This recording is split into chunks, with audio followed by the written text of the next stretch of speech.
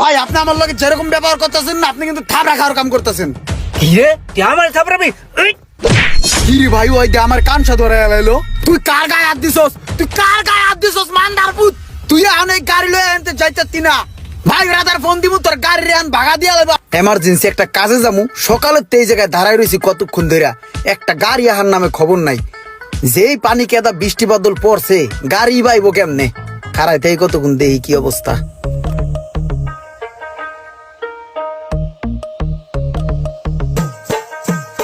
এ ভাই যাবেন নি? হ ভাই যাবো।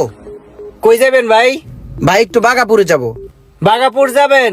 আমিও তবে বাগাপুর যাব, ওঠেন আপনাকে নামাই দেই, সমস্যা নাই।